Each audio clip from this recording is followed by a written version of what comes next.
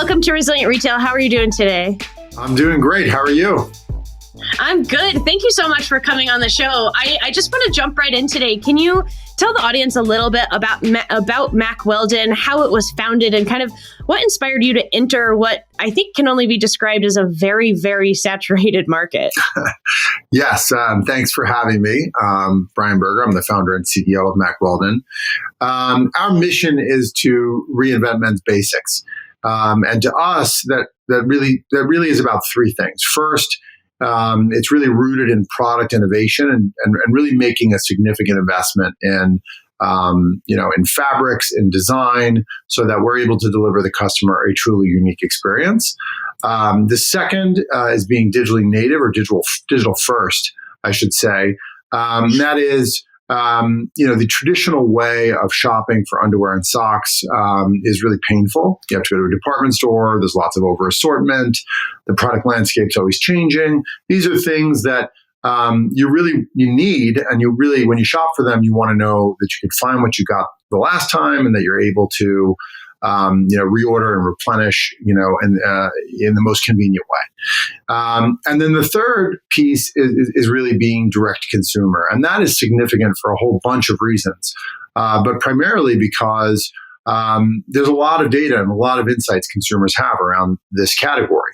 And being a direct consumer brand, we're able to feed all of those insights back into the product development process so that we're able to deliver a really fantastic experience. And then that truly is what enables us to break through into what you characterize as a very crowded, saturated market space. Yeah, I love that there's this, and we're going to get into it deeper in the interview, but even from the very beginning, you said the word experience twice in your three kind of arms of the business there. And I think that's really cool that even when you're talking about, product innovation, you're thinking about it in terms of customer experience, which is, I don't think, always a natural thought process for some founders. Why are you so focused on the experience around shopping with Mack Weldon? Well, I think that's a common thread when you look across, brands, emerging brands that really, have come about over the last, 5 to 10 or so years. Really thinking about the holistic experience. Traditionally, certainly in our category, a majority of the incumbent brands really are delivering no customer experience. They're outsourcing that experience to a third-party retailer, like a department store. And so you don't have any real direct connection with the customer, right? The customer hopefully is liking the product, but beyond that, there's really nothing more, right? There's nothing more about the service that you can provide them. There's nothing more about the out-of-box experience to present kind of a brand, a brand sentiment. There is no sort of higher kind of, meaning to the brand in terms of corporate responsibility or sort of what your position is around things that consumers care about. And so having that first party relationship really enables you to do that. And I think is what ultimately drives brand equity that, really makes what you have special versus the other guys. And I'll use, we love to talk about Lululemon as a sort of an analogous, brand that we admire. And we admire it for so many reasons, but mainly, even as a starting out as a traditional, brick and mortar, branded retailer, they're so focused on experience. You walk into that place and you're having a multi-sensory experience. And so for those of us who are operating digital first, we've got to do that in a variety of other ways, which will ultimately lead to the conversation we're going to have about physical retail and how it fits. But so much of what we've done and so much of what our peers have done is really try and distinguish ourselves not only through great product, but also through a more interesting, more immersive, more engaging customer experience. Yeah. And I love that because you touched on something really important, that even Lululemon as kind of this aspirational brand, they actually started as brick and mortar, and then they were able to kind of bring all those experiences online. And I know right now a lot of brick and mortar retailers are fighting this situation where they're saying, we know how to create an experience in store. We know how to converse with our customers in store. And now they're having to deal with the opposite of how do we take that experience and put it online. And that's why I'm so excited to have you on the show, because you guys have such a great way of doing this. And it feels like you've really built this, like how you said, holistic experience for customers. And this brings up a point about kind of customer loyalty.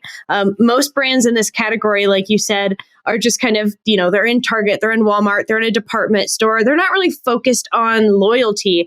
And I think a lot of times because that's almost baked into the product, right? You're using this product every day. If your underwear starts to rip or if it starts to smell bad, you're going to go get new ones. And from my personal experience, a lot of men tend to be very loyal to the brands that they already use just because they've used it for years, even if it doesn't fit or they don't really like it. So how do you guys approach loyalty in such a different way that's led to what is this massive brand affinity that people have with Mack Weldon? Yeah, I mean, in our category, I think loyalty is really driven by three things: price, utility, and consistency. Right? There's not a whole lot, and those are all sort of boring things, right? I mean, there's nothing there that really sort of pulls at your emotional levers.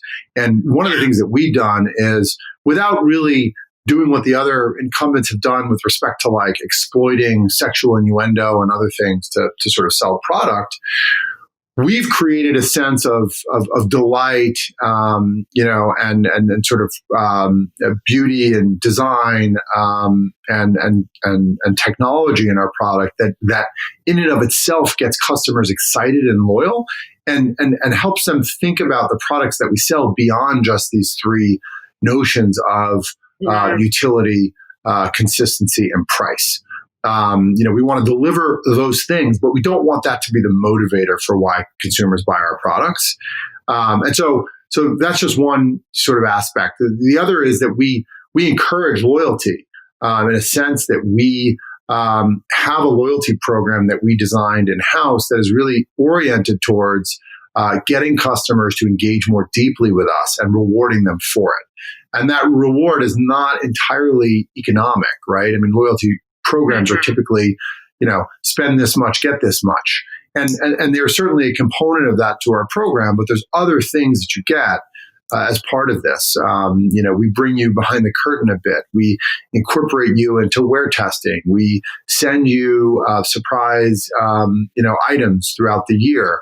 And those could be items that were either, beta testing for a more, sort of commercial launch, or it could just be a special gift. So things like that really make people feel like we're not just a company that's trying to sell you stuff. We're a company that is thinking bigger than that, and that we're valuing the relationship that we have with you. We're not taking it for granted. Yeah. And going further into that, you and I have talked about this before. I find it really interesting. There's this idea within the product category that you're in that once your brand and your products are kind of recognized in the space, it's not really necessary to go into retail because they are such staples. But you guys have gone into the retail space. You opened a store in Hudson Yards in New York City. Can you tell us about that journey into retail and what the strategy was behind it, even though kind of on surface level, it feels like it's not necessary? Yeah, I mean, there's really three ways traditionally brands have come to be and sort of gained a certain sense of customer adoption and exposure. The first is the most traditional way is selling your products in a third-party retailer that has lots of customers, right? A department store, a mall, a big box retailer. The second is, you want to preserve everything and maintain your own brand. And so you open up stores, 1 store, 2 stores, 5, 10, 50, 100. And that's the mechanism by which you grow your brand. This wave of digital first brands was really about, facilitating that direct relationship, but doing it in what was initially a more cost-effective manner by exploiting channels like Google and Facebook and the arbitrage that existed there to kind of cost-effectively get customers, certainly more cost-effectively than building out a 4-wall brick-and-mortar store. But over time, obviously, those advantages have become harder to come by. And so brands are having to think about the entirety of the playbook. You can no longer just be a one-trick pony. In any of regardless of where you start, you need to really be thinking about how you're positioning yourself in front of your customer in a broader way. And so for us, traditional retail and direct retail, through our own stores, have a very specific place. And sort of the main driver of Hudson Yards was really twofold. One, or threefold. One, putting our product in the path of our consumer. So much of the traffic at Hudson Yards are people who are working commercial offices that are surrounding the Hudson Yards shopping center, and really being able to kind of capture that customer. The second is bringing the brand to life in a three-dimensional way. When we market to people online, we market very specifically using an ad or an email or something that very narrowly targets them and then drives them through a purchase funnel. When somebody walks into a store, they immediately have a three-dimensional experience. So one of the things we'll hear a lot from customers when they walk into our store is, "Oh my, I didn't realize you sold all of these products. This is incredible. I thought you were just underwear." And so you're able to sort of achieve that in 1 second, right? They walk in, they see what they see, and bam, now you have this opportunity, not only to expose them to more, but you just made a much bigger impression on them. And then the third is really around being able to activate and being able to use the store as a way to activate local customers, and engage them in a way that we're not able to do entirely through digital. So we view it as very complementary, but all feeders to a digital first relationship, right?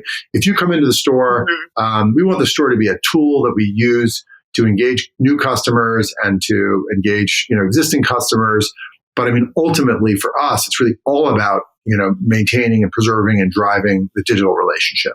Yeah. And I'm actually really curious if this, being digitally native first and then going into retail, has that impacted any of your decisions on hiring or training the people that go in your retail stores? I'm just thinking about places like, Abercrombie and Fitch or Hollister, where they tend to just hire high school students or college students and just kind of have them run the storefront and let it kind of keep going. But being digitally native, and you've talked on it so many times now, you have such high brand standards and this experience, this holistic experience that needs to be carried out from digital to physical and back again. Did this impact at all how you've hired and trained associates for the store itself? Well, I'll tell you a funny story. When we were recruiting and sort of in the process of hiring our store manager, we had two candidates. One had a very traditional, retail profile, managed a lot of kind of top tier brands, menswear brands in, very, very analogous areas to Hudson Yards. And the other had a very non-traditional background, worked in the Apple store, worked in a, not Geek Squad, but something like Geek Squad for consumer devices. And I said to my team, like, how is this? I mean, I like them both. How is it even a choice though? How do you not give it, how do you not favor the guy who, has all this, meaningful, significant direct experience? And their argument was, we are not going to operate like a traditional retailer. We need somebody, A, we're not going to have all the resources that a traditional retail store has. And B, long term, we don't want somebody thinking, how am I going to manage a fleet of 50 stores? Because we're not going to have 50 stores. We want somebody who can think strategically about retail and how it fits into the overall piece. And they can be entrepreneurial and they can be a self-starter and they're not going to come in with a whole lot of expectations. And that was the best guidance, it's one of those moments where you feel really fortunate that you have an awesome team who's not afraid to sort of, speak up and really kind of go against the grain, because I was totally wrong on this and they nailed it. I mean, we would not be where we are. I mean, obviously the store has been closed for a while now because of COVID, but, we had a great first year and we have an awesome team and they've managed to pivot even during quarantine. And so, to other things that are really meaningful, both for the store and other parts of our business. And so, it just goes to show you that there isn't really just we don't even think about staffing in the way maybe a traditional brand does. Yeah. And that feels like it's kind of the future of retail, is looking forwards and trying totally new things and creating new experiences and bringing in kind of new ways to hire people and new perspectives to make it a different experience than what it has been. You kind of mentioned being closed during COVID. What what have you guys done to pivot in this time that's been a little bit difficult? We've been open for 1 year and it was going really well, really exciting store experience, then kind of had to close your doors right away. Is there something that your team has done to pivot those resources, pivot even the physical space, and how have you used that to your advantage, even when it feels kind of like a disadvantage right now? Look, it's hard. There's no question, but, we have one store. It's not yet a sort of material part of our overall business. And so we made a decision early on that we were going to try and maintain our retail staff as long as we could. And fortunately, we were able to do that through the process. In addition to my earlier point about, having a team that's really kind of entrepreneurial minded, they were able to pivot very quickly into things that were going to add value once things opened back up. So they spent a lot of time with training and developing, training materials for new sales associates, but also for the existing ones. Playbooks for clienteling for our local, New York local customers who are, high loyalty customers. How can we do a better job servicing them in and out of store? And then third, they spent a lot of time understanding how our digital customer experience process works so that they can not only help that group when and if necessary, but also so that we're able to provide a more consistent experience on and offline. Yeah, you started talking about something really important, which is this idea of omnichannel commerce. And I think that's a very buzzy word. And if you're not really like super invested in the industry, say you're Jan Smith, who is running a single boutique shop in a small downtown square somewhere, omnichannel might sound like just the craziest thing ever. In your words, what does it mean to be omnichannel? And how do you begin to present this holistic customer experience between physical and digital that for so many brick and mortar stores is a brand new concept? Yeah, and I think it's about being really strategic around how you position your brand to your customer and in what channels in which you do that. And so, for us, it's not we've conquered digital or reached a level of scale, so now we're just going to start opening up stores at a rapid clip. It's really about thinking about the role of each channel and how it fits into your overall game plan. So for us, as I said earlier, we believe and the product categories that we're in now and future, we believe these are things that you should entirely be able to buy online. We focus on easy sizing, not fashion sensitive, staple essential items. And so once if there's a sizing complexity or once you know what your preferences are, you should be able to shop online. Question is, how are we going to, obviously address customers who are not comfortable shopping online? How are we going to continue to build the brand and sort of expand the idea of what Mack Weldon is to consumers by putting it in more places where they're spending time? And how do we do that in a cost-effective way so that it feeds the overall, business model? And so for us, that's how we've chosen to approach it. Yeah. So it sounds like ultimately the goal is, if someone does come in the store, let's just theorize that they're a brand new customer, they're in Hudson Yards, they walk by the Mack Weldon store, they come in, they kind of get to touch and feel the products, they get to get that brand experience with the associates that are in there, and they're kind of bought into it and they walk away with some products. Then the next step is going to be, okay, how do you re-engage them on a digital side so that they can keep coming back and shopping? And it sounds like your goal is at that point to kind of transition them into more of a digital customer. What channels are you using to build that relationship after that sale? Yeah, that's a great question. So also one of the benefits of really being very tightly integrated between our digital and our physical.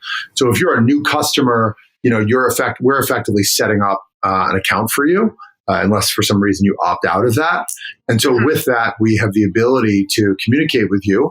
And when we do have a new customer online, there's a series of lifecycle CRM email flows that we onboard somebody into.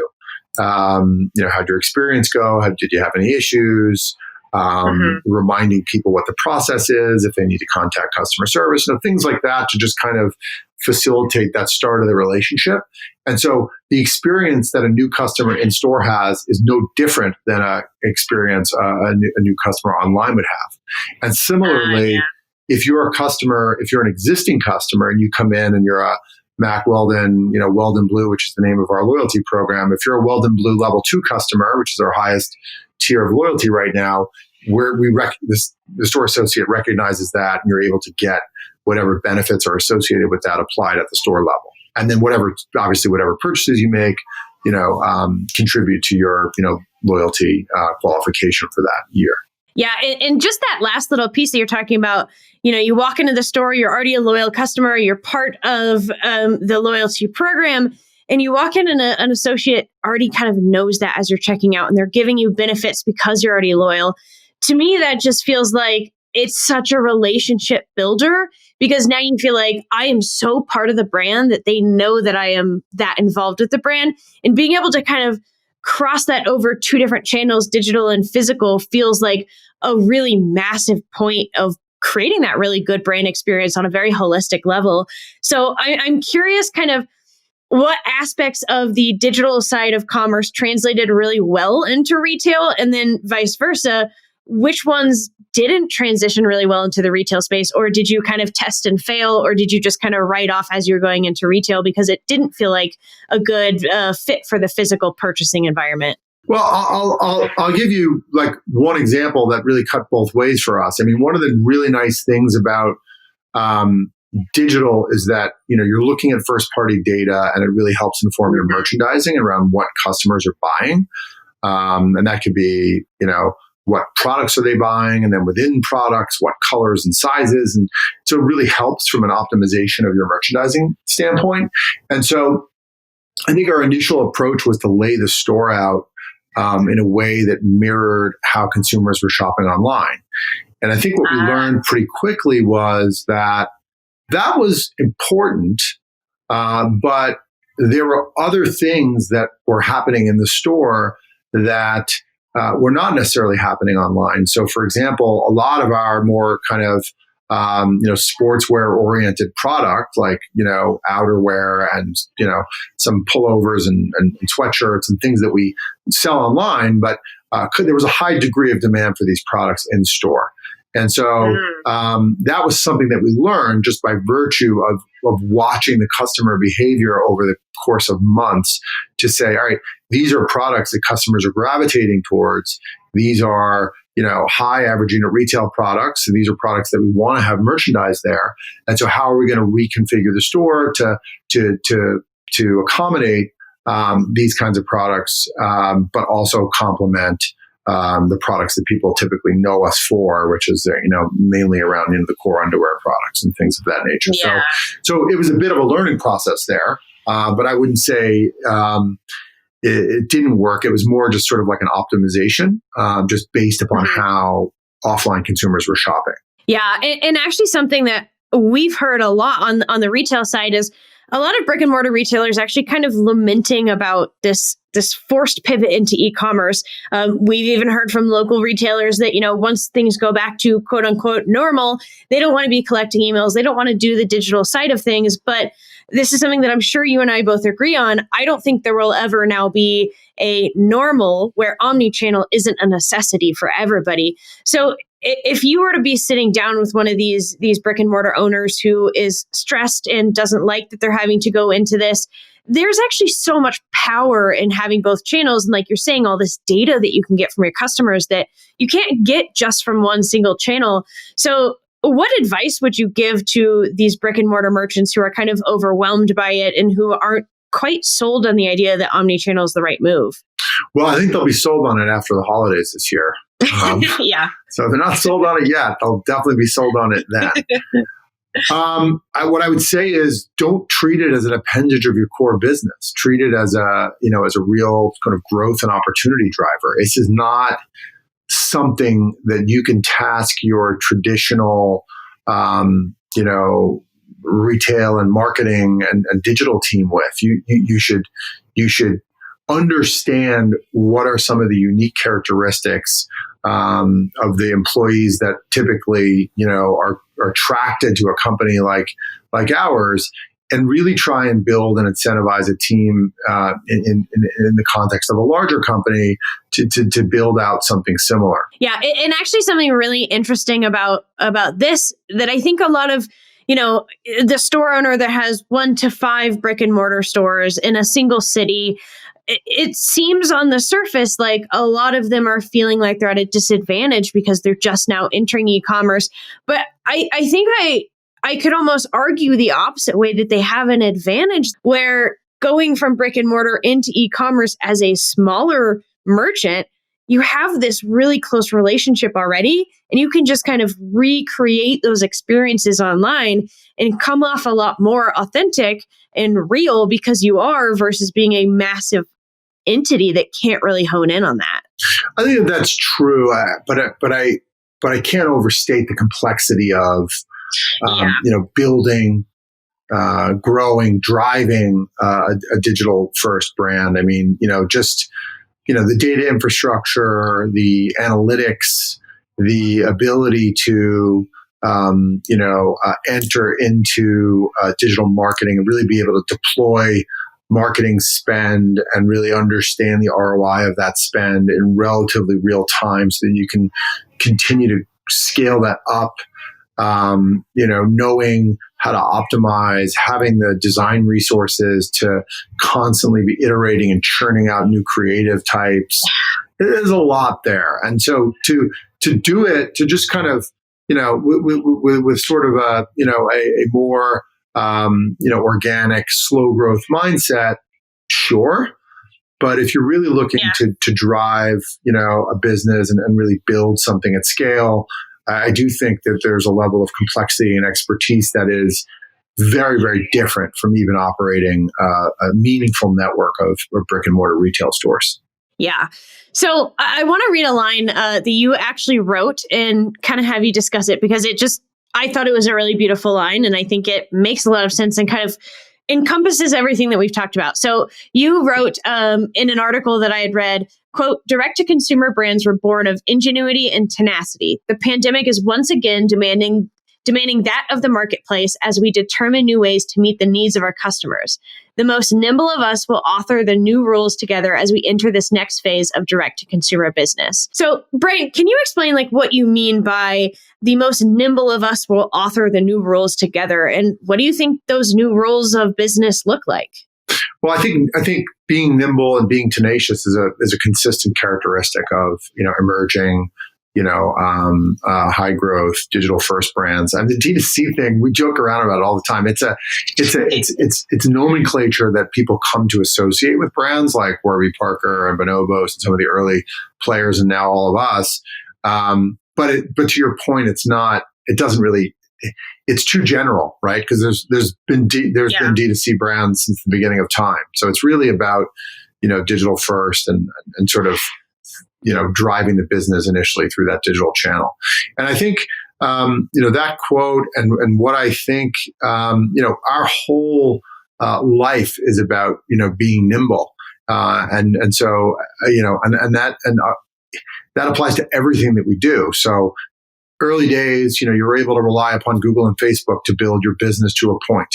That starts to get really expensive. So you got to think about new advertising channels, new ways in which to make an impression on customers. And so you've got to, test and, think about how you invest in scale new channels, product categories. You start out with a really tight assortment, and that's part of what defines you. But then you realize the customer has appetite for more. And so you've got to be thoughtful about how you expand that. You got to build your team. You got to build expertise. You got to think about your platform and whether or not it's enough to get you where you want to go, and when to make those kind of hard technology. All that stuff is real-time investment in of dollars, of mind share, of resources away from something else. Right? It's not like you've got a team over there twiddling their thumbs saying "Give me a project." If a team is working on this, they're not working on that. So you have to be really thoughtful about which direction you're going in. But we're constantly having to be doing and evolving and adapting to new situations. We launched TikTok the other day, which is something that before this it was like, oh, TikTok's only for kids. Well, no, actually, adults are spending a lot of time there.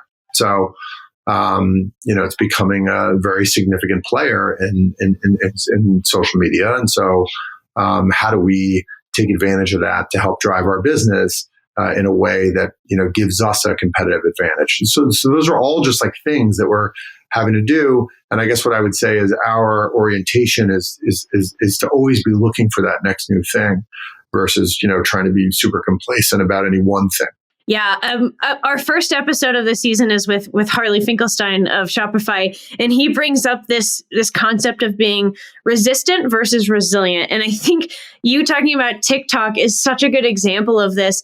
Is as a brand, you could have said, TikTok's not for us. It's not our people. It's new. It's whatever. We'll just wait and see what happens. But this is the heart of being nimble and kind of writing your own future, is saying we're going to take in stride the changes that are coming in our reality instead of being resistant to them. We're going to accept them and find ways that we can kind of do the best with our new reality. And I think this pandemic, the silver lining is it's really shown us the brands and the founders, the entrepreneurs who have that heart to do it for their customers versus the ones who just want to kind of play the status quo and keep going along with the way it is, which 2020 has proven to us that we can't just keep going the way it is because the world is going to turn upside down every once in a while on us. Yeah, we want to meet our customers where they are. And quite honestly, and we always want to be, we never want to be resting on our laurels or really feeling like, oh, our customer is this, therefore that's not for us. Because the truth is, and one of the benefits of digital is that you're able to segment audiences, you're able to target audiences, you're able to understand whether or not an audience is having a reaction to your message. And so, we may think we're a brand for this type of customer, but when we put our brand in front of that type of customer, we see objectively, not because we're guessing, we see objectively that our brand they're responding to it. So why shouldn't we be there? Why shouldn't we be speaking to them? Why shouldn't we be, addressing them in the same way? So, that's the kind of mentality. And so that's why, I think it's really exciting. Still early days, right? I mean, there really has not been, I think this will be a very significant, driver of change though for more traditional, because if you're a traditional brand and you've grown through, scaling up brick and mortar, I think this is going to really put pressure. There's always going to be a handful of stores, 20% that drives 80% of your revenue or your opportunity. And I think, what traditional brands do with that remaining, those stores that are just not pulling their weight, that are forcing them to do things that are bad for their brand, bad for their, their pricing, all those things. It's going to be interesting, right? And it's an opportunity, quite frankly, to kind of rethink, right? Rethink the footprint, rethink how you think about the mix of digital and physical, because to our earlier conversation, you need both. Question is what are the proportions and sort of what type of pain do you need to endure to get from where you are to where you need to be? I mean, for us, it's much harder to shut down. As we can dial back our marketing spend in an hour by 30%. You can't shut 30% of your stores in an hour or in a day or in a week. It's complicated. So, we certainly recognize that. Yeah. Now, in March, Mack Weldon actually won a retail award from Adweek. The article's kind of sub-headline was 31 standout brands whose resilience in the face of challenges inspired innovation. This just happened to play so nicely into my hands for this question that we're asking everybody on the show. For you personally, we've talked a lot about what, we've said being nimble, we've said persevering, we've said being able to, accept change, not being resistant. These are all kind of synonyms for being resilient. But on a personal level, to you, what does resilience mean and how have you really embraced it in your entrepreneurial journey? Yeah, to me, being resilient is being able to look at an ever-changing environment and to adapt. I mean, the world, not only is the world changing all the time, as an entrepreneur, you're faced with challenges every single day. Things can be going wonderfully in your business, right? You can work your ass off to get your business, to a certain place. And then your top employee comes in and tells you they're leaving, or you get a letter from a competitive company, wanting to sue you for something that you didn't do, or something happens with one of your suppliers, or a customer goes on a rant on, there's so many things that can happen that force you to, be able to compartmentalize and really sort of put things in context. And so for me, resilience is all about being able to, in the wake of all that, being able to continue to advance the ball, even if it's not just a clean line from, a vertical line from A to B. There may be some zigzags along the way, but you, over time, are moving the ball forward. And that's what we've really tried to do. It's 8 years for us now. So that's a big deal. We're like an old timer, in a sense. And we feel really good about that, because we were always setting out to build a sustainable brand. This was not about some sort of engineered, experience that we were going to, sell in a couple of years or flame out. I mean, this is really about building something that is sustainable, no matter where it lives, either as an independent company or as part of a bigger entity down the road. We want to, make sure that what we've invested in, lasts a really long time. Yeah. Well, thank you so much for coming on, Brian. This has been such an insightful conversation. I know it's going to be so helpful for the audience. I appreciate you spending so much time and wish you all the luck with your store, with the digital side. And we are excited to kind of watch you grow. Awesome. Thank you so much. Really, really enjoyed it. And looking forward to Q4.